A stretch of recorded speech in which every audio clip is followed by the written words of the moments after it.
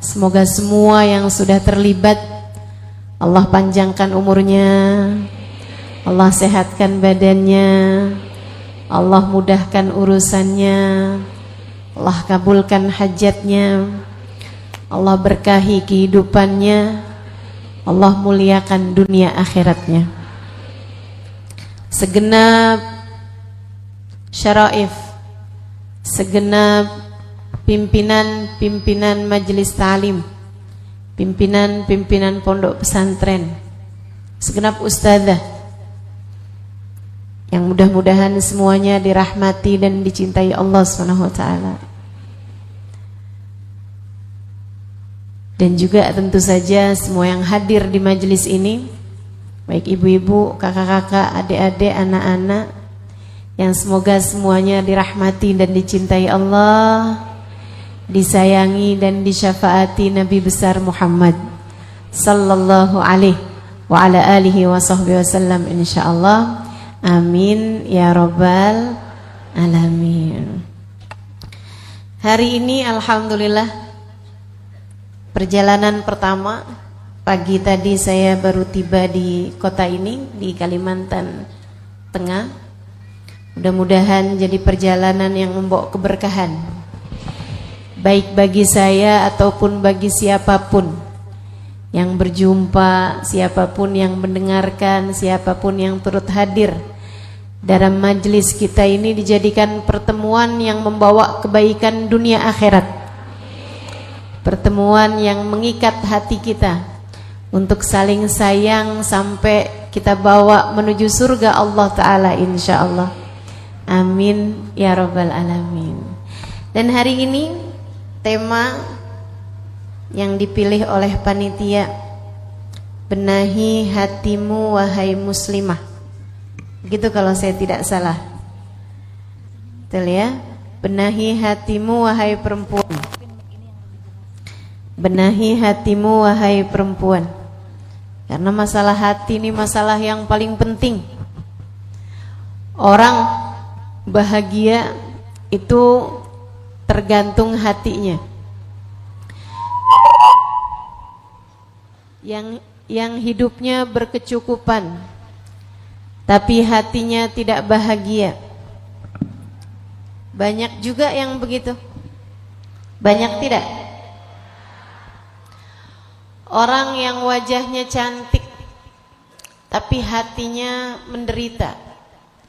Banyak apa enggak tuh? Banyak. Banyak. Meskipun yang wajahnya cantik hatinya bahagia juga banyak. Orang yang wajahnya tidak cantik hatinya tidak cantik juga banyak. Mudah-mudahan Allah Subhanahu wa taala jadikan kita hatinya semuanya cantik insyaallah.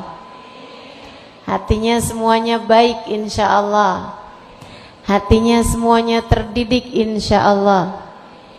Sehingga kita menjadi orang-orang yang hidup bahagia di dunia, kelak di hari akhirat kita diselamatkan oleh Allah Ta'ala. Sebab akhirat tuh Allah cerita dalam Al-Quran, dalam doanya Nabi Allah Ibrahim alaihissalam. A'udzu billahi minasyaitonir rajim. Rabbi la tukhzini yawma yub'atsun yawma la yanfa'u malun wala banun illa man atallaha biqalbin salim. Illa man atallaha biqalbin salim. Kata Nabi Ibrahim, ya Allah, jangan hinakan aku di hari akhirat, di mana hamba-hambamu engkau bangkitkan. Yauma la yanfa' mal wala banun, di akhirat itu tidak bermanfaat orang bawa harta, tidak bermanfaat orang bawa anak. Ini hiburan dari Allah Subhanahu wa taala untuk hamba-hambanya yang waktu hidup di dunia hidupnya sangat terbatas ekonominya.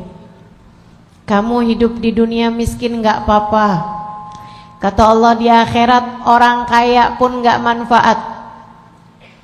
Yauma la yanfa' mal, tidak bermanfaat orang yang datang dengan bawa harta yang banyak yang sudah dia sedekahkan sekalipun. Ini kalau ada orang kaya dan banyak sedekahnya, di akhirat belum tentu manfaat. Orang datang pada Allah bawa harta, belum tentu manfaat. Orang datang pada Allah bawa anak, belum tentu manfaat. Yang manfaat, yang pasti selamatnya siapa ya Allah? Man atallah biqalbin salim. Orang yang datang kepada Allah dengan membawa hati yang selamat, hati yang sehat, hati yang bagus, hati yang benar. Jadi kalau orang di hari akhirat nanti bawa sedekah banyak ditambah dengan hati yang baik, baru manfaat. Orang bawa anak banyak dan dia bawa hati yang benar, baru manfaat. Anak saja tanpa hati yang bagus nggak manfaat. Harta saja tanpa hati yang bagus nggak manfaat. Bahkan orang datang pada Allah dengan bawa ibadah yang banyak, tapi hatinya rusak, juga tetap tidak bermanfaat. Orang datang pada Allah dengan bawa ilmu yang banyak, tapi hatinya hancur, nggak manfaat apa-apa. Nggak manfaat apa-apa. Ada dulu di zamannya Nabi Allah Musa alaihissalam, diceritakan oleh Imam Ghazali dalam kitab Minhajul Abidin, buku terakhir yang ditulis oleh Imam Al-Ghazali beberapa saat sebelum kewafatannya, beberapa bulan sebelum kewafatan beliau. Imam Ghazali cerita tentang seorang laki-laki sangat berilmu, ilmunya sangat tinggi, sampai-sampai kabarnya, kata Imam Ghazali, tiap dia mengajar, malaikat ikut turun untuk mencatat pelajaran-pelajarannya. Kurang alim apa itu? Bernama Bal'am bin Ba'ur. Bal'am bin Ba'ur ini teman-teman sekalian sangat berilmu, sangat pandai, sangat mengerti, sampai-sampai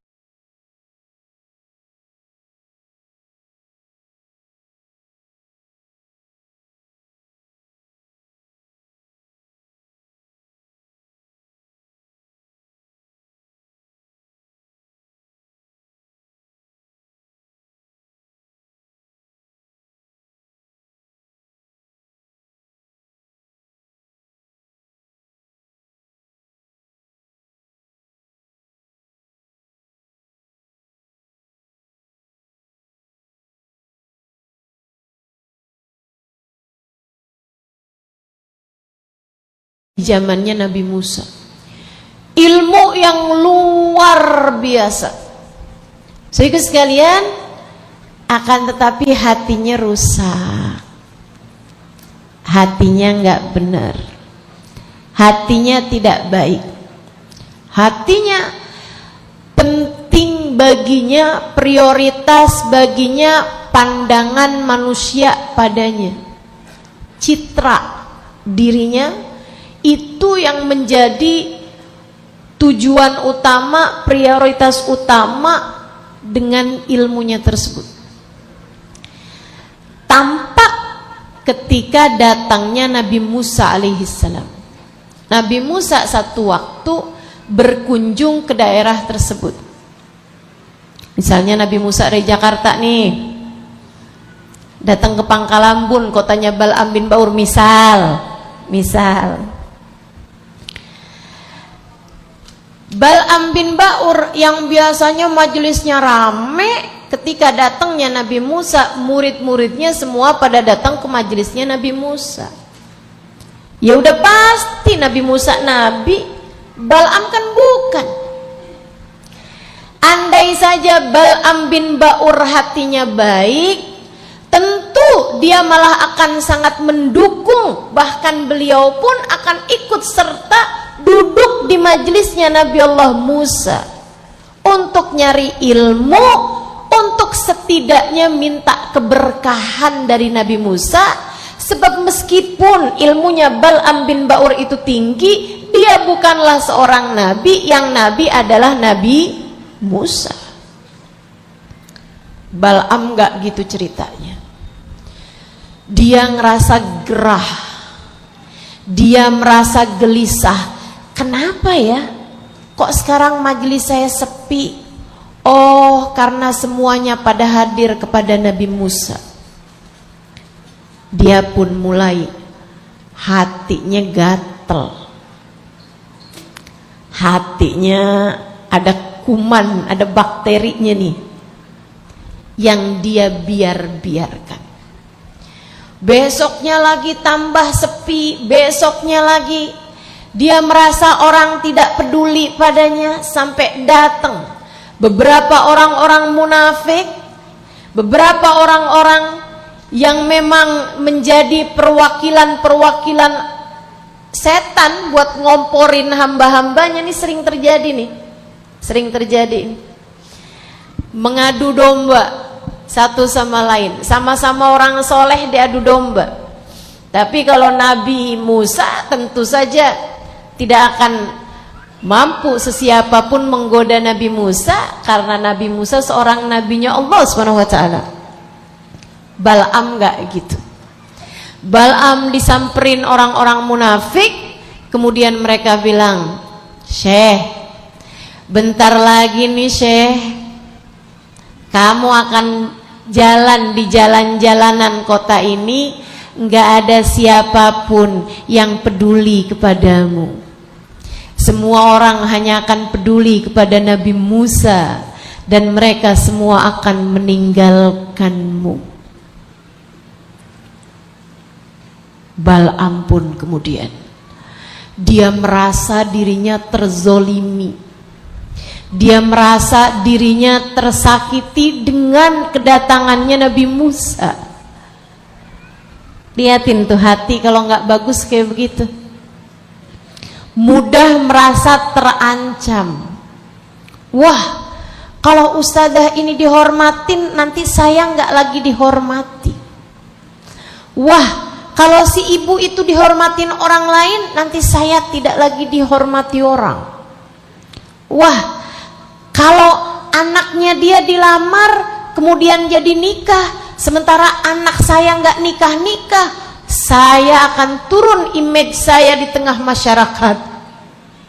Nanti saya dikatain sebagai ibunya perawan tua. Wah, kalau begini nanti saya akan begini. Waduh, sangat baginya pandangan orang. Dan ketika itu kamu merasa terzolimi, seolah-olah ada orang-orang yang telah mengambil hakmu dari pandangan baik masyarakat. Penyakit hati nih, hati-hati. Sampai membuat Bal'am sholat malam, seperti mana biasanya dia memang biasa sholat malam. Habis selesai sholat, selesai ibadah, dia berdoa, Ya Allah, tidakkah Engkau lihat saya menjadi ditinggalkan umat karena kedatangan Musa di tempat kami? Ya Allah, tidakkah Engkau lihat saya menjadi tidak berarti di tengah masyarakat, padahal saya membawa ilmu-Mu ya Allah, padahal saya membawa dakwah menuju-Mu ya Allah, padahal saya membawa jalan menuju surga. Gara-gara Musa ya Allah, saya menjadi ditinggalkan oleh umat saya. Ya Allah, hancurkanlah Musa. Hati kalau tidak terdidik. Kita harus benar-benar minta kepada Allah, semoga Allah mendidik hati kita, teman-teman. Biar hati kita pada jadi baik. Hati yang baik tahu harus merasa bagaimana dalam keadaan apapun.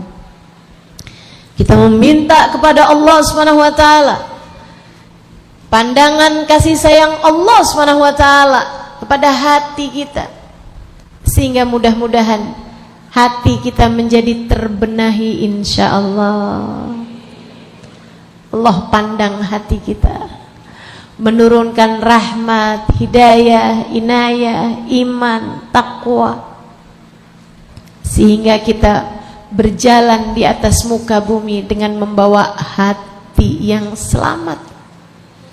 Datang kematian, kita pulang menuju Allah dengan berbekal hati yang selamat. Di hari akhirat nanti, menuju akhirat, Allah pun menyelamatkan kita, memasukkan kita ke dalam surganya, karena kita adalah hambanya yang memiliki hati yang selamat. Amin ya rabbal alamin. Bal'am doa, ya Allah hancurkanlah Musa, hancurkanlah Musa. Bu, bukannya Allah menghancurkan Nabi Musa, tentu saja Nabi Musa nabinya Allah, Nabi Musa utusan Allah. Nabi Musa adalah penyampai wahyu Allah kepada umat. Didoakan hancur, ya doanya akan berbalik kepada si pendoa itu sendiri, sehingga Allah pun kemudian menghancurkan Bal'am. Dihancurkannya kayak gimana? Allah cabut iman dari dalam hatinya. Bal'am menjadi orang ateis pertama di atas muka bumi ini yang mengatakan bahwa alam semesta ini tidak ada Tuhannya. Allah perumpamakan Bal'am. Di dalam Al-Quran Allah sebutkan, a'udzubillahi minasyaitonirrajim, famathaluhu kamathalil kalbi in tahmil alaihi yalhath aw tatrukhu yalhath. Perumpamaan Bal'am bin Ba'ur seperti anjing, seperti anjing. In tahmil alaihi yalhath aw tatrukhu yalhath.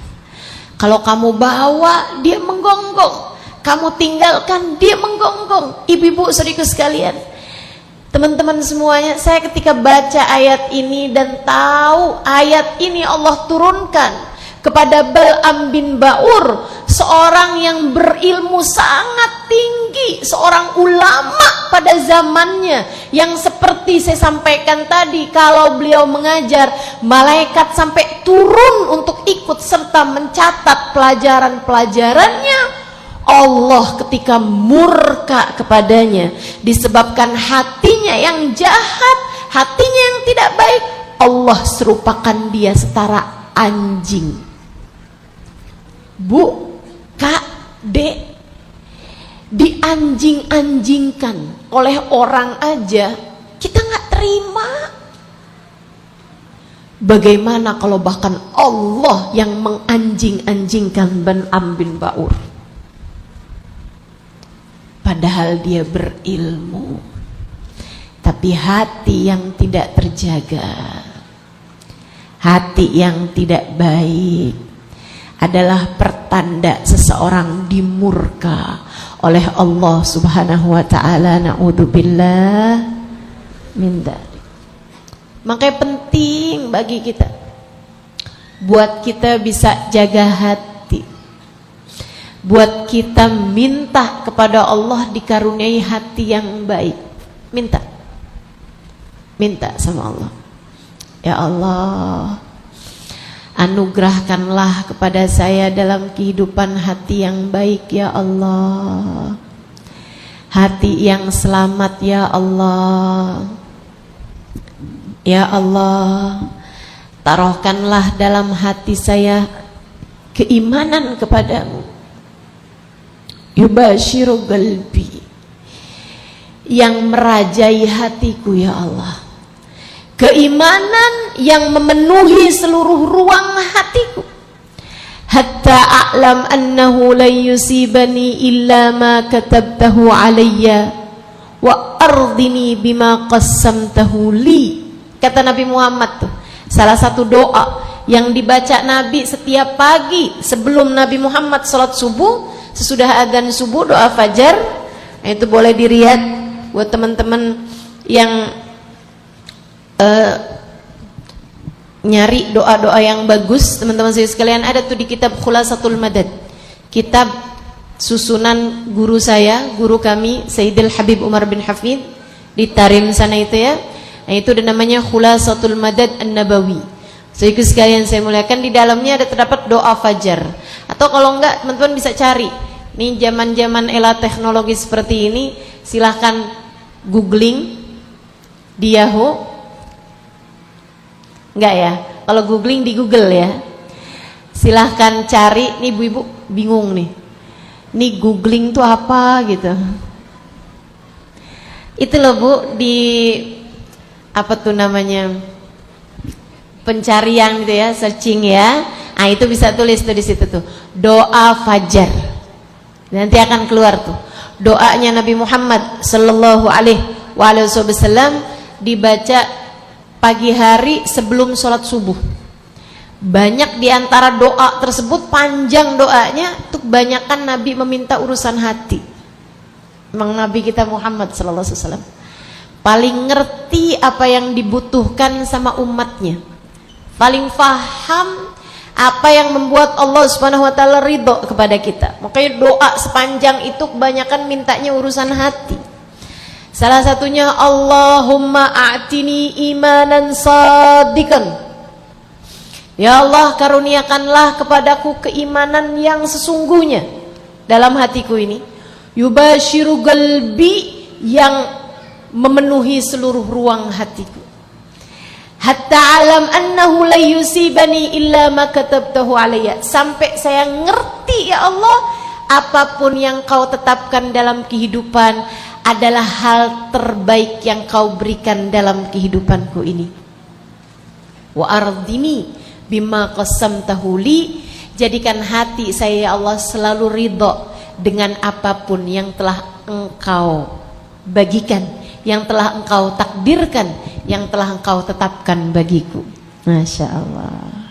Hati, teman-teman sekalian, paling penting. Hal terpenting dalam hidupmu ini bukan mata, bukan telinga, bukan lisan, bukan ilmu, bukan ibadah, melainkan hati. Kalau saya bilang bahkan bukan ilmu, bukan ibadah, apalagi harta, apalagi anak, apalagi suami. Ibu-ibu sekalian saya muliakan, artinya bahwa andai kamu dalam hidup gak pernah punya suami sekalipun, gak apa-apa. Kamu mungkin buat selamat, kamu mungkin buat bahagia di dunia maupun di akhirat nanti. Andai sepanjang hidup di dunia kamu gak dikasih harta banyak-banyak sama Allah, gak apa-apa. Kamu mungkin buat selamat, kamu mungkin buat bahagia di dunia sampai kelak di hari akhirat nanti. Andai sepanjang hidup di dunia, kamu menikah lama belum dikaruniai anak, enggak apa-apa. Enggak pernah punya anak, enggak apa-apa. Kamu mungkin buat selamat, kamu mungkin buat bahagia dari dunia sampai di akhirat. Andai waktu di dunia kamu dikasih sama Allah ilmu yang enggak banyak-banyak, enggak apa-apa. Kamu mungkin buat selamat, kamu mungkin buat bahagia di dunia sampai kelak di hari akhirat nanti. Andai waktu di dunia kamu punya ibadah yang bahkan gak banyak-banyak, tapi semua yang Allah perintahkan kamu laksanakan, yang Allah larang kamu tinggalkan, tapi gak banyak. Gak punya sholat sunnah banyak gitu ya, gak punya sedekah banyak, nggak pernah berangkat umroh apalagi haji, begitu misalnya. Nggak punya zikiran banyak-banyak, sholat sih nggak pernah tinggal, subuh, duhur, asar, maghrib, isya nggak pernah tinggal, tapi bahkan tahajud jarang-jarang, semalam tahajud, seminggu libur misal Nggak apa-apa. Kamu mungkin buat selamat.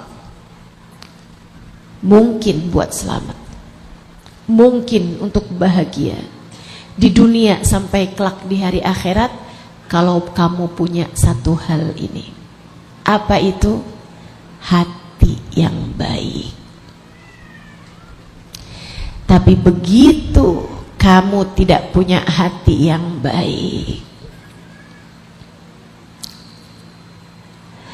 ada hasud, ada iri dengki, ada kesombongan, merasa diri yang paling hebat, merasa diri yang paling solehah, merasa diri yang paling dermawan, hati yang punya banyak kebencian, ama suami sendiri dia benci, ama mertua dia benci, ama saudara ipar dia benci, ama kakak adiknya sendiri rebutan warisan sampai saling hujat satu sama lain.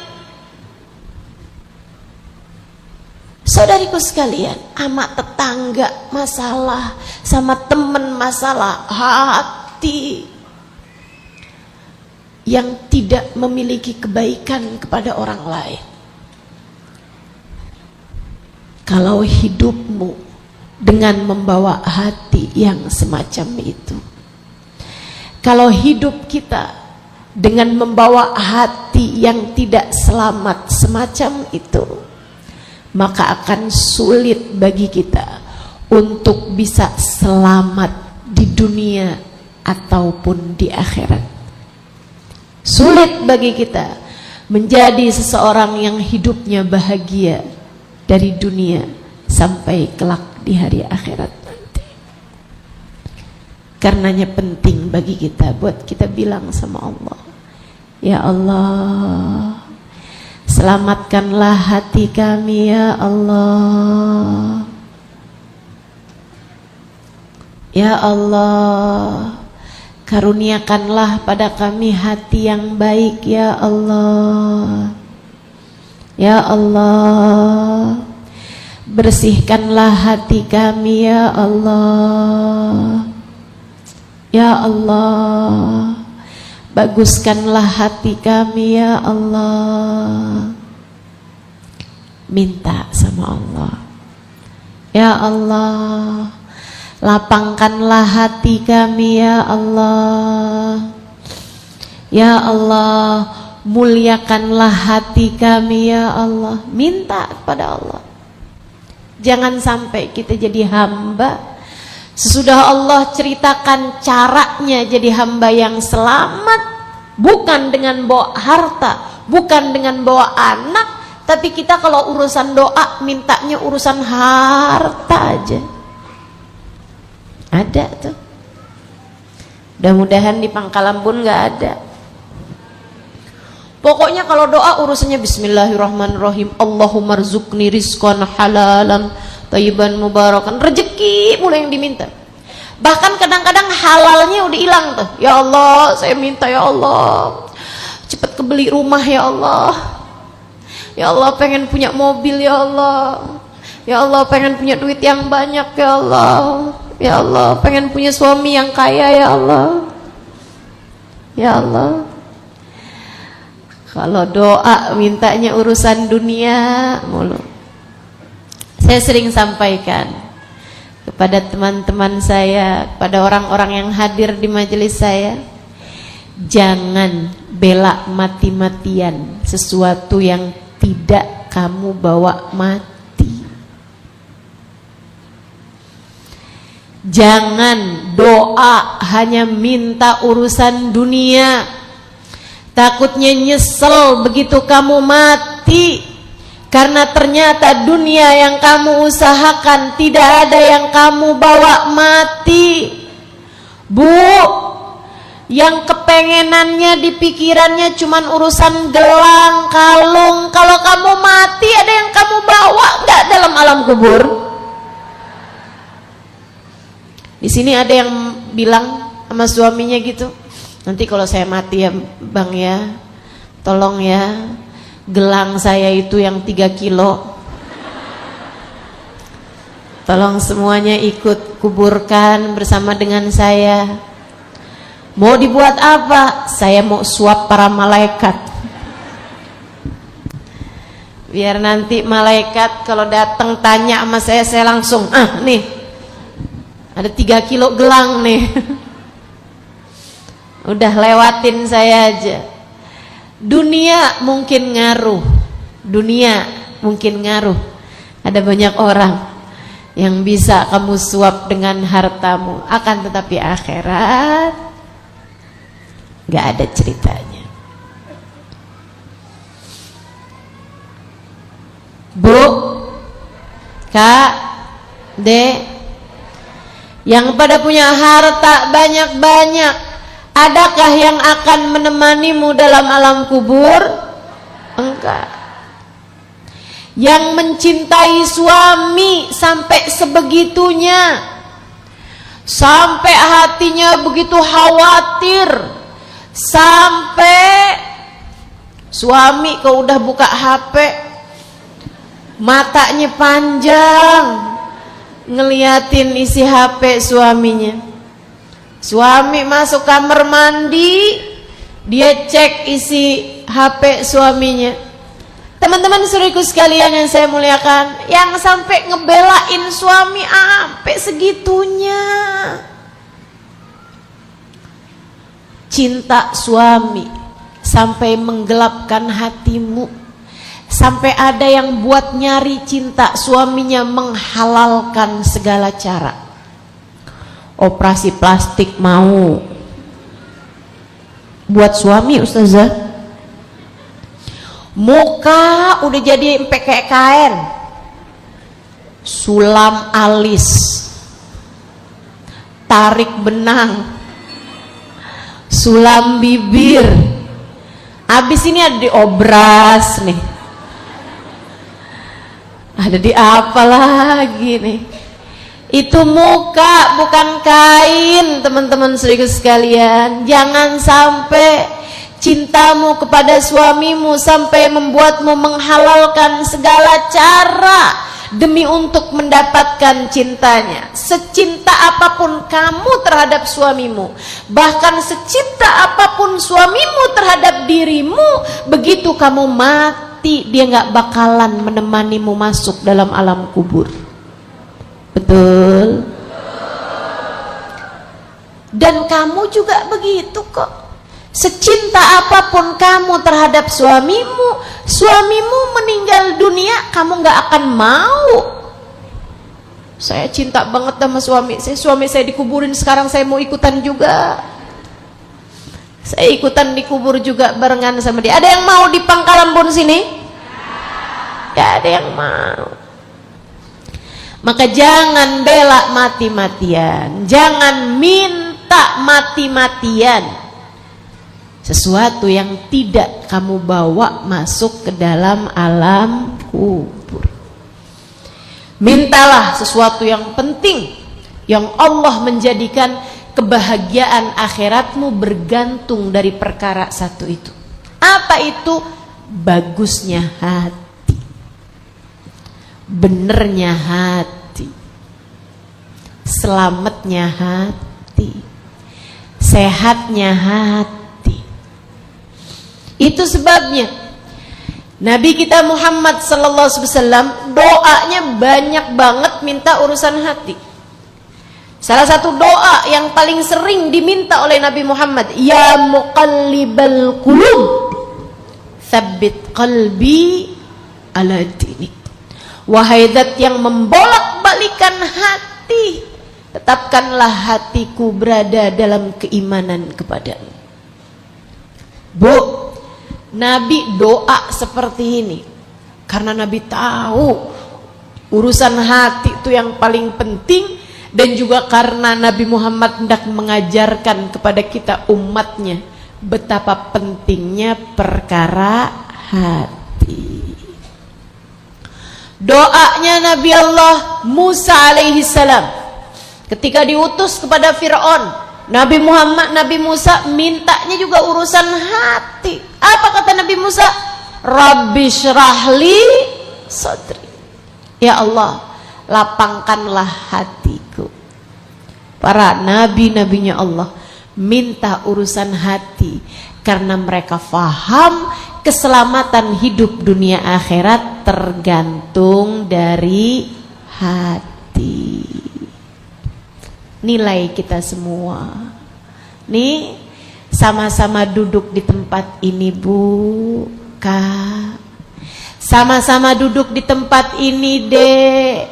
Kita dipandang sama Allahnya nggak sama.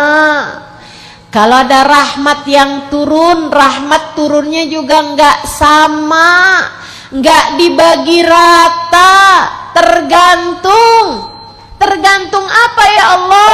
Tergantung niat sama tergantung hati kamu. Kemana hatimu selama kamu duduk di majelis ini? Ada yang hatinya pergi ke dapur. Kalau suami saya makan nih, makan apa nih ya sekarang? Hatinya lagi jalan-jalan ke dapur. Ada banyak di sini hatinya yang lagi jalan-jalan ke pasar. Baik pasar beneran atau pasar online. Hatinya lagi mikirin, kerudungan yang dipakai si itu bagus tuh, belinya di mana ya? Ustadzah kerudungannya cantik, merek apaan ya? Belinya di mana ya? Di Shopee ada nggak ya? Masya Allah. Duduk hadir baca maulid, duduk hadir mendengarkan saya, hatinya di pasar. Jangan sampai ada yang begitu. Insya Allah lihat nih, kita yang hadir di sini nih, yang dilihat adalah niat sama hati. Hati kamu di mana? Hati kamu keadaannya semacam apa? Hati kamu bersama dengan siapa? Hati kamu yang diingat apa? Nauzubillah, jangan sampai ada di antara kita orang-orang yang hadir bersama kita, tapi Allah berpaling darinya karena melihat hatinya yang busuk. Hatinya dipenuhi dengan kebencian, hatinya dipenuhi dengan rasa iri dengki. Si ibu itu datang tuh, ngapain? Teman saya yang itu tuh datang, dia tuh kan padahal baru habis cerai sama laki.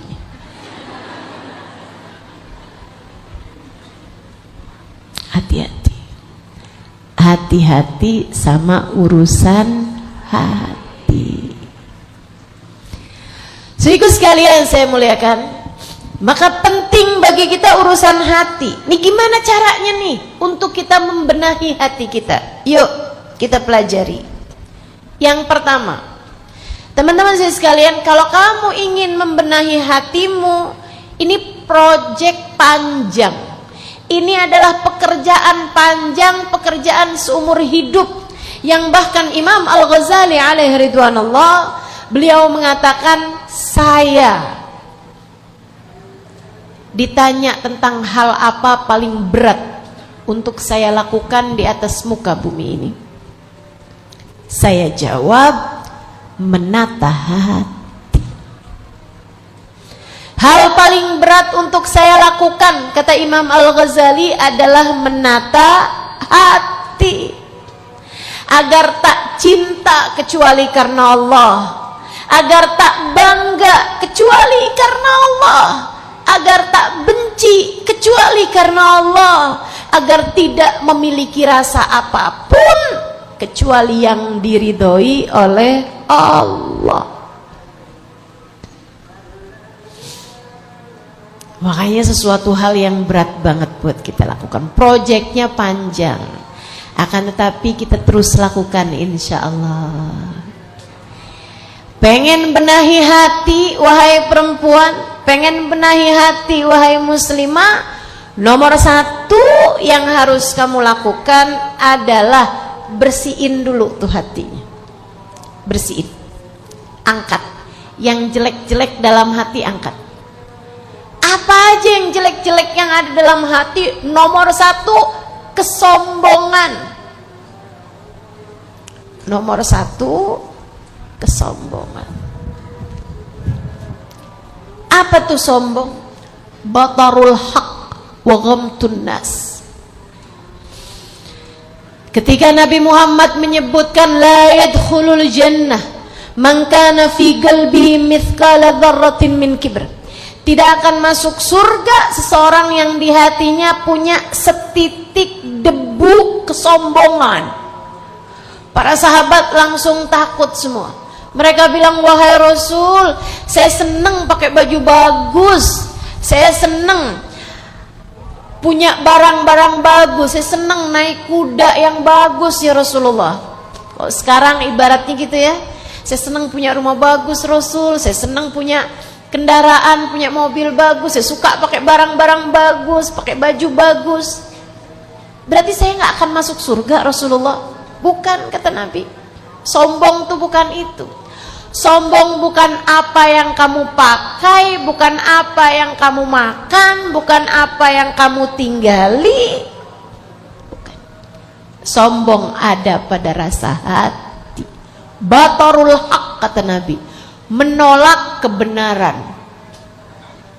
Ada ustadzah di Jakarta datang. Oh, udah tua? Enggak sih, masih muda orangnya. Kalau masih muda tuh ilmunya masih cetek lah. Kayak apaan ustazahnya? Ya kayak gitulah. B aja kali. Batarul haq, nolak kebenaran. Kan begitu? Yang baik-baik bisa diambil, ambil. Teman-teman sekalian saya muliakan, kalau ada orang nih, dia hafizah misalnya, hafal Quran, kamu nggak bisa baca Quran, atau ada orang yang bisa ngajarin Quran, kamu nggak bisa baca Quran, kamu mampu, kamu minta sama dia untuk belajar, jangan malu, takutnya dianggap sebagai kesombongan. Kamu nggak ngerti baca Quran, ada yang bisa ngajarin kamu Quran, tapi karena yang ngajarin ini orang lebih muda darimu, yang ngajarin ini orangnya kamu nggak terlalu suka, kamu akhirnya nggak mau belajar. Nah itu takutnya termasuk dari menolak kesombongan. Menolak kebenaran termasuk bagian dari kesombongan. Batarul haq wa ghamtun nas, meremehkan orang lain, itu sombong tuh. Saya lebih baik dari dia. Ucapan ini nih teman-teman, ucapan ini adalah ucapan kalimat maksiat, dosa pertama yang Allah dibuat maksiat. Ucapannya iblis ketika disuruh untuk sujud kepada Nabi Adam. Wa idh qulna lil malaikati isjudu li Adam. Ketika Allah memerintahkan kepada segenap malaikat, wahai malaikat, sujudlah kalian kepada Nabi Adam. Fasajadu illa iblis, sujud semuanya kecuali iblis, petantang petenteng nggak mau sujud. Allah nanya, ma mana'aka an tasjuda id amartuk, iblis, kenapa kamu nggak mau sujud padahal aku yang memerintahkan kepadamu? Iblis nggak bilang, males ya Allah, kaki saya lagi sakit nih, nggak gitu. Kalau itu masalahnya, urusannya hanya maksiat badan. Teman-teman, maksiatnya badan masih jauh lebih mending daripada maksiatnya hati. Masalahnya, iblis bermaksiat kepada Allah, berbuat dosa, melanggar aturan Allah untuk sujud, alasannya karena perkara hati. Apa? Wahai iblis, kenapa kamu gak mau sujud? Ana khairun minhu, saya lebih bagus daripada iblis. Saya lebih bagus daripada Adam, saya lebih baik daripada Adam. Kenapa saya harus sujud kepadanya? Ana khairun minhu, saya lebih baik daripada dia. Khalaqtani min nar wa khalaqtahu min tin. kau ciptakan aku dari api, sementara kau cipta dia dari tanah. Api lebih manfaat daripada tanah, saya lebih baik daripada dia ya Allah. Ini sama kayak orang, saya lebih baik daripada dia. Saya anaknya kiai ini, saya anaknya syekh ini, saya anaknya ulama ini, saya keturunannya ini. Teman-teman saudaraku sekalian yang saya muliakan, persis kayak ucapannya iblis. Kalau kamu merasa dirimu lebih baik daripada seseorang karena nasabmu, karena kamu tercipta sebagai anaknya siapa, kamu 11-12 sama si iblis. Jangan biarkan kesombongan menghancurkanmu. Hilangkanlah rasa saya lebih baik darinya. Bahkan melihat pelaku maksiat sekalipun, kamu kalau lihat orang bajunya terbuka-terbuka, kamu bisa sampaikan pada dirimu, dalam urusan menutup aurat saya lebih baik daripada dia. Akan tetapi dalam urusan yang lain belum tentu. Bisa jadi dia adalah seorang istri yang solehah kepada suaminya. Bisa jadi dia adalah seorang anak yang berbakti kepada ibunya.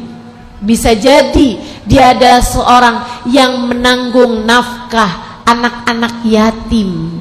Bisa jadi dia adalah seorang yang sangat sabar menghadapi perlakuan orang-orang di sekelilingnya. Bisa jadi dia adalah orang yang sabar ketika diberi ujian sakit. Kamu nggak tahu, kamu tidak tahu. Bisa jadi dia adalah seseorang yang apabila datang waktu malam, di saat kamu sedang terbaring tidur tanpa terbangun sampai pagi hari, dia adalah seorang yang bangun di waktu malamnya, menengadahkan tangis, menangis kehadiran Allah Subhanahu wa ta'ala, dan Allah pun mencintainya. Hanya urusan selembar kain dan kamu merasa kamu lebih baik daripada dia. Teman-teman saudaraku sekalian, belum tentu. Belum tentu. Bahkan andai pun kamu lebih baik daripada dia, semuanya, ibadah kamu lebih baik daripada dia, akhlak kamu lebih baik daripada dia, bacaan Quran kamu lebih baik daripada dia, ilmu kamu lebih baik daripada dia, nutup aurat kamu lebih baik daripada dia, sabar kamu lebih baik daripada dia, misalnya, kamu tetap tidak tahu urusan hati. Sebab dalamnya lautan bisa dicari tahu, tapi dalamnya hati manusia tak ada yang pernah tahu kecuali Allah.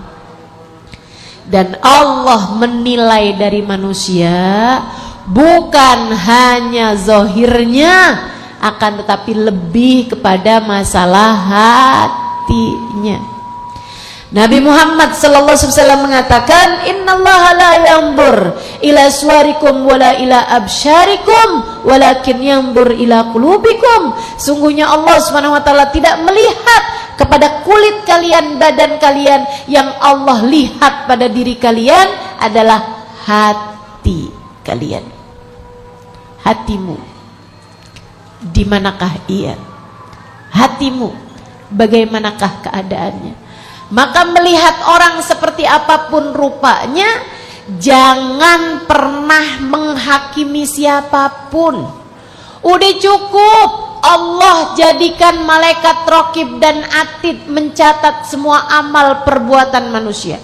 Kamu punya malaikat, dia pun juga punya malaikat mencatat amal-amal perbuatannya. Nggak usah sok-sokan mau ikut ngebantuin malaikat mungkar nakir atau malaikat raqib atid. Kamu tahu nggak, dia itu loh sebenarnya begini. Kenapa kok kamu sampaikan tentang aib-aib dia itu? Bantuin malaikat lah kesian. Takutnya malaikat nggak sempet nyatet. Saya ingetin malaikat buat nyatet. Enggak usah teman-teman, enggak usah. Azan, marhaban bil qaili adlan, marhaban bis salati alan, marhaban. Allahu akbar, Allahu akbar. Doa indal adzan la yurad. Kata Nabi Muhammad, doa ketika azan tidak ditolak Allah Subhanahu wa taala. Dan kita sedang di majelis, doanya juga mustajab.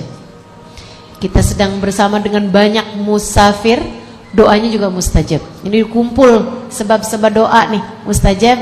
Yuk, kita pakai kesempatan mendengarkan azan nih sambil kita jawab azannya, sambil hati kita berdoa. Segenap hajat-hajat kita semoga Allah kabulkan. Terutamanya adalah hajat mengenai hati kita. Mudah-mudahan Allah Subhanahu wa taala baguskan hati kita. Mudah-mudahan Allah jaga hati kita. Mudah-mudahan Allah bersihkan hati kita. Mudah-mudahan Allah benahi hati kita. Mudah-mudahan Allah Subhanahu wa taala karuniakan keindahan pada hati kita. Turunkan rahmat pada hati kita. Ditetapkan dalam iman Islam. Amin.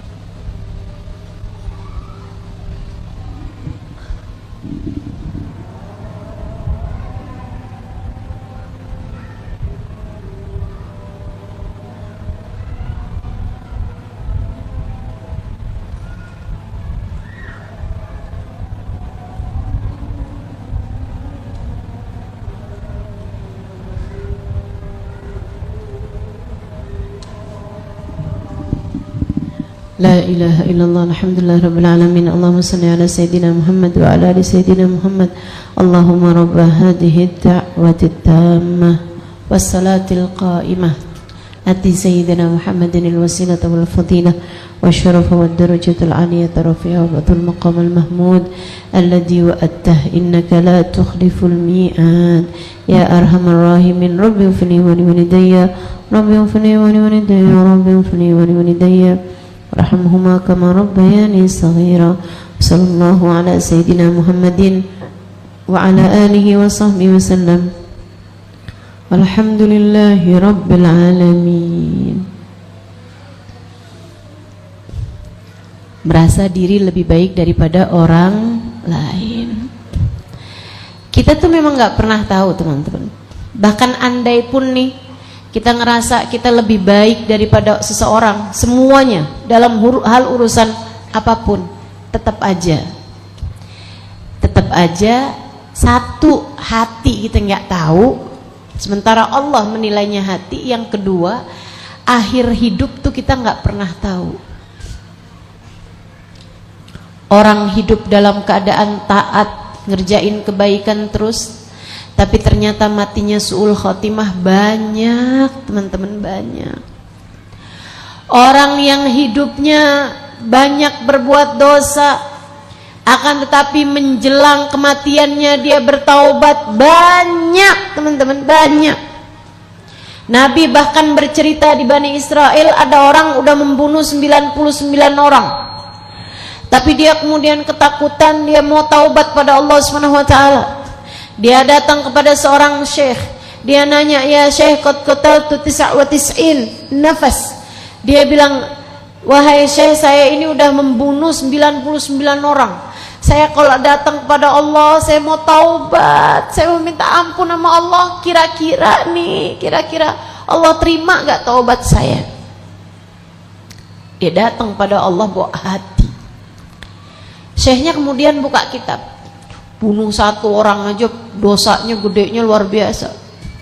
Bunuh satu orang aja neraka. Ini udah bunuh 99 orang, waduh nerakanya kayak gimana nih? Dibilang, maaf pak, bapak nggak ada mungkin jalan buat taubat. Oh gitu syekh, ya ampun syekh, dibuka pedangnya, dibunuh sekalian tuh syekh. Jadi 100 orang. Yang diceritakan Nabi dalam kitab Riyadhus Shalihin ada nih. Dia kemudian datang lagi kepada syekh yang lain dengan linangan air mata. Dia bilang, syekh, saya sudah membunuh 100 orang. Yang terakhirnya adalah seorang syekh yang saya tanya, apakah kalau saya datang kepada Allah, Allah akan menerima taubat saya? Saya nyesel, saya takut, tapi gimana saya ini sekarang?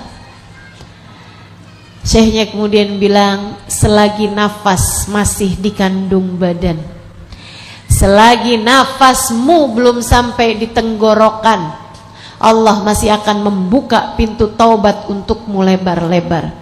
Datanglah kepada Allah dengan membawa hati yang bertaubat, dan pergilah kamu menuju, hijrahlah menuju ke tempat yang kamu tidak akan diajakin lagi buat berbuat hal-hal yang tidak baik. Jauhin teman-teman kamu yang gak benar itu, taubatlah, pergilah. Misalnya pergilah ke Palangkaraya misalnya gitu. Dia bilang, alhamdulillah, makasih ya Allah, makasih ya Allah. Di tengah jalan dia meninggal dunia. Nabi Muhammad cerita, malaikat rahmat sama malaikat azab rebutan. Kata malaikat azab, ini jatah saya nih, sepanjang hidup dia isinya bunuh orang, ini adalah jatah saya. Kata malaikat rahmat, ini jatah saya, sebab dia sudah bertaubat pada Allah SWT. Tapi kan dia belum berbuat kebaikan apapun. Ya tapi kan dia udah bertaubat. Allah kan melihat hati hambanya yang bertaubat. Sampai kemudian mereka tanya sama Allah, kata Allah, ukur aja, ukur jaraknya. Deketan ke arah Palangkaraya apa deketan ke arah Pangkalambun? Dan itu kabarnya teman-teman, jaraknya tuh sebenarnya masih deketan ke arah Pangkalambun. Akan tetapi Allah perintahkan malaikat Israel, malaikat Jibril untuk memperdekat jaraknya dengan tempat dia bertaubat, sehingga dia pun termasuk jatahnya malaikat rahmatnya Allah SWT. Kita nggak pernah tahu akhir kehidupan seseorang. Kita nggak pernah tahu akhir hidup kita dan akhir hidup orang. Jadi kalau ngelihat orang kayak apapun aja jeleknya, kayak apapun aja dosanya, kayak apapun aja keadaannya, kita bilang, sekarang saya lebih baik daripada dia. Akan tetapi kita tidak pernah tahu akhir kehidupan. Bisa saja Allah mengaruniakan taubat kepada orang tersebut, Allah menerima taubatnya, kemudian memasukkannya ke dalam tempat yang terbaik, masukkannya ke dalam surga sesudah dia dianugerahi husnul khatimah. Sementara saya, bisa jadi juga Allah cabut keimanan di dalam hati saya, sehingga saya pun menjadi orang yang hancur ketika datang ke negeri akhirat nanti. Kita tidak pernah tahu bagaimana Allah akan mengakhiri hidup kita. Maka jauh lebih baik kita selalu dapat husnudzon terhadap siapapun, jangan pernah merasa diri lebih baik daripada siapapun. Insya Allah. Saudara sekalian yang saya muliakan, bersihin hati. Dari apa lagi? Dari hasud. Apa itu hasud? Seneng lihat orang lain susah, susah lihat orang lain seneng. Penyakit tuh paling berbahaya. Nabi Muhammad menyebutnya bahkan al-hasad halikotuddin. Kata Nabi, hasud itu bisa jadi pencukurnya agama. Kita punya agama nih teman-teman, bisa dicukur habis sama penyakit namanya hasud. Nabi Muhammad bahkan menyebutkan al-hasad ya'kulul hasanat kama ya'kulun narul hatab. Hasud bisa makanin kebaikan, melahap kebaikan, membakar kebaikan sebagaimana api membakar kayu bakar. Hasud. Hati-hati. Kamu sholat, kamu zakat, kamu sedekah, kamu bahkan sholat duha, kamu bahkan hadir di majelis taklim, kamu bahkan bikin majelis taklim, tapi hatimu hasud sama orang lain, iri, dengki sama orang lain, bisa-bisa semua pahala yang sudah kamu lakukan itu bisa habis kebakar semuanya sama sifat hasud. Ngeri ini ya. Kita mesti belajar buat jadi orang yang hatinya baik, selalu punya kasih sayang untuk kita bagi kepada siapapun. Saya ingat ada satu cerita dari salah satu habaib ya. Ada Habib dagang, dia hijrah. Cerita ini saya dapatkan dari cucu Habib tersebut yang berdakwah di sebuah negara Afrika, teman-teman. Tapi subhanallah, cara beliau berdakwah itu nggak banyak dengan ngajar. Itu masyarakat yang tinggal di negara tersebut belum ada yang Islam waktu itu. Dia tinggal di sebuah kota kecil gitu. Beliau caranya berdakwah adalah dengan akhlak, dengan hati yang baik. Ini memang nggak ada yang bisa ngalahin hati yang baik. Mudah-mudahan Allah anugerahkan kepada kita sekalian, insya Allah. Dia bikin toko, teman-teman. Orangnya sangat baik hati. Kalau ada tetangga sakit dijengukin, bukan Islam. Tetangga-tetangganya belum ada yang Islam. Kalau ada orang susah dibantuin gitu kan. Terus sambilan setiap malam doa, ya Allah, Islamkanlah mereka ya Allah, anugerahkanlah hidayahmu untuk mereka ya Allah, terus gitu. Selamatkan mereka semua ya Allah, kesian kalau sampai nggak selamat di akhirat ya Allah, terus gitu. Dengan linangan air mata dia doain tetangganya, dia doain orang di kampungnya. Dia bikin toko emas, teman-teman, bikin toko emas, jualan toko emas itu laku, banyak banget pembelinya, orang seneng beli sama dia, orangnya baik gitu, nggak pernah dibohongin, bagus semuanya gitu ya. Akhirnya ada tetangga sebelahnya, jadi sekalian, buka juga toko emas. Nih, coba nih liatin. Hati kalau baik tuh bisa sampai begitu. Satu hari ini masak-masaknya lagi sepi pembeli gitu. Kan orang jualan apaan juga suka ada masaknya rame, ada masaknya sepi gitu ya. Ini lagi masa-masanya sepi nih. Tapi dia dari pagi tuh udah ada beberapa orang beli emas sama dia, beli perhiasan. Sore-sore hari ada satu orang datang milih-milih emas tempat dia ini. Akhirnya udah ketemu satu, dibilang gitu, saya mau beli dong kalung yang itu misalnya. Yang mana Pak? Yang suka? Yang ini, model ini nih Pak. Iya. Maaf Pak, maaf, Bapak bisa lihat di toko sebelah, kayaknya model yang ini juga ada. Kenapa gitu? Bapak belinya sama toko sebelah aja. Kenapa begitu? Sebab saya nih Pak, dari tadi pagi sampai sekarang alhamdulillah sudah dapat beberapa orang pembeli, sementara toko sebelah belum ada yang beli. Bapak silahkan datang ke sebelah untuk beli dari toko sebelah Bapak. Ada yang bisa begitu di sini?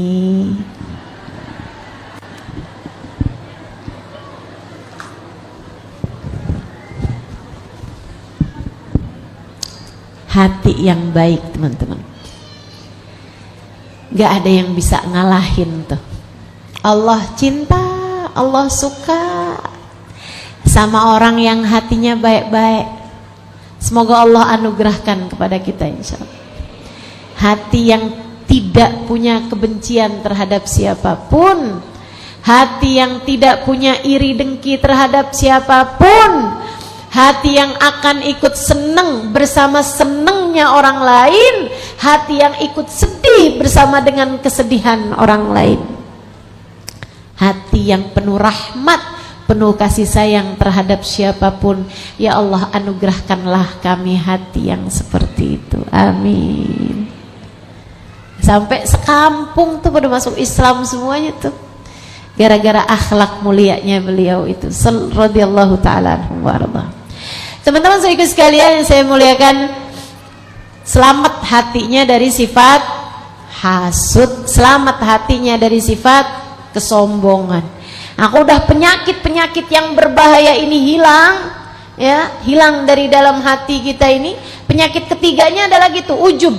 Ujub itu apa? Berbangga sama diri sendiri. Saya dong, saya nih, alhamdulillah tahajud istiqomah. Berapa lama? Seminggu. Seminggu doang udah ngerasanya jadi ahli surga.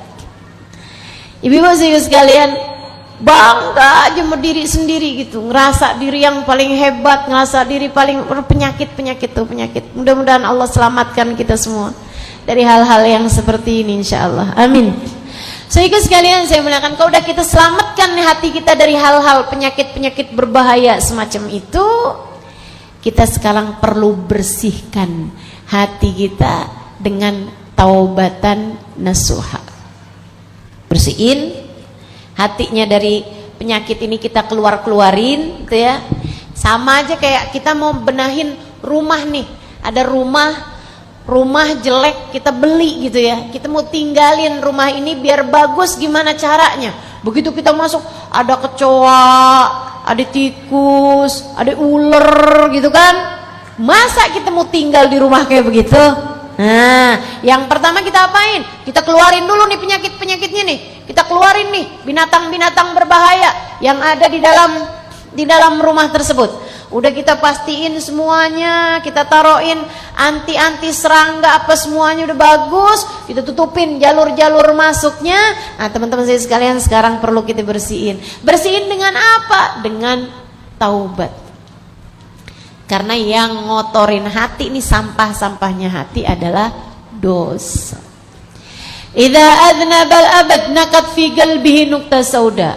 Apabila seorang mengerjakan dosa, tertolehlah satu titik hitam di dalam hatinya. Kalau dia bertaubat, kalau dia mohon ampun kepada Allah, Allah pun akan bersihkan hatinya tersebut. Kalau tidak, titik-titik hitam tersebut akan menggelapkan hati sampai bisa jadi hatinya mati. Apa cirinya hati mati? Teman-teman sekalian, tidak mudah menerima nasihat. Ini ilmu bukan untuk kamu menilai orang lain, tapi ilmu ini adalah untuk kita menilai diri kita sendiri. Adakah hati saya sudah mati? Adakah hati saya sedang sakarat? Ataukah hati saya sudah menjadi hati yang baik? Teman-teman sekalian, kita lihat aja. Kalau dengerin nasihat, kalau dengerin ceramah, kalau dengerin kajian, kamu suka melihat orang lain atau kamu melihat diri kamu sendiri? Kok saya suka lihat orang lain ya, disebutin sifat sombong, iya tuh orang itu tuh kayak gitu tuh. Disebutin tentang iri dengki, tuh si itu tuh orangnya suka iri dengki tuh sama orang lain tuh. Saya malah alhamdulillah enggak. Disebutkan tentang urusan dosa gitu kan, yang dikembalikan kepada orang lain. Ya, emang orang-orang tuh pada banyak banget ngerjain dosa, saya mah ahli taat, ahli ibadah. Masya Allah. Sulit hatinya untuk menunduk, sulit hatinya untuk merunduk, sulit hatinya untuk bersujud, hanya kepada Allah Subhanahu wa ta'ala. Ini hati yang seperti ini pertanda hatinya sudah mulai mati. Kalau urusan dunia tertarik sekali. Kalau udah urusannya membahas urusan dunia, kayaknya kepengen banget gitu. Kayaknya gimana nih caranya nih biar dapet nih, Masya Allah. Tapi kalau urusan agama, urusan kebaikan hati, urusan amal soleh, urusan dakwah, apaan sih? Pertanda hati mulai mati. Makanya ketika saya melihat ibu-ibu, kakak-kakak, adik-adik datang ke majelis seperti ini, saya yakin kalian adalah orang-orang yang insya Allah dikehendaki baik oleh Allah Subhanahu wa ta'ala. Sangat tertarik dengan urusan agama Allah, sangat tertarik dengan urusan yang mudah-mudahan membawamu menuju surga, sangat tertarik dengan apa yang membuat kita mudah-mudahan menjadi lebih dekat dengan Allah Subhanahu wa ta'ala. Semoga Allah memandang hati kita semuanya dengan pandangan kasih sayangnya, dan kemudian menurunkan rahmat ampunan, membersihkan dosa-dosa yang telah melekat di dalam hati kita. Amin ya rabbal alamin. Perlu kita bersihkan dengan taubat. Apa tuh taubat? At-taubatu an-nadam. Taubat itu adalah penyesalan. Nyesel, ya Allah kok saya gitu ya. Iya tuh dulu tuh saya gitu tuh. Ya Allah, saya kok orangnya kayak gitu ya. Sholat suka kadang terlambat. Ya Allah, ampuni ya Allah, ampuni ya Allah. Mata yang tidak terjaga, telinga yang tidak terjaga, lisan yang tidak terjaga. Teman-teman saudaraku sekalian yang saya muliakan, kita perempuan nih paling masalah nih urusan sama lisan, Bu. Lisan mah hati nih. Kita nih perempuan nih paling banyak masuk neraka gara-gara kesalahan dua hal itu. Apa itu? Lisan mah hati. Kata Nabi Muhammad, li'annahunna yakthurnal la'nah wa yakfurnal ashirah. Ketika ditanya, Rasul, kenapa perempuan banyak yang berada dalam neraka? Sebab perempuan masuk neraka apa sih Rasulullah? Alihannahunna naqisatul aql waddin, karena perempuan kurang akalnya, kebanyakan pakai perasaan, ataukah karena perempuan kurang agamanya, kurang pahalanya karena mereka datang mens? Bukan, kata Nabi Muhammad, bukan. Sebabnya bukan itu, bukan kurang ibadah perempuan, bukan. Perempuan ibadahnya juga banyak yang bagus-bagus, banyak yang banyak ibadahnya. Perempuan akalnya juga banyak yang benar-benar, banyak yang gak kebawa perasaannya. Terus kenapa Rasul? Perempuan kok banyak ada di neraka? Dua hal kata Nabi Muhammad. Li'annahunna yakturnal la'nah. Perempuan suka gak pinter jaga lisan, suka gampang marah-marah, suka gampang ngata-ngatain orang. Iya apa iya?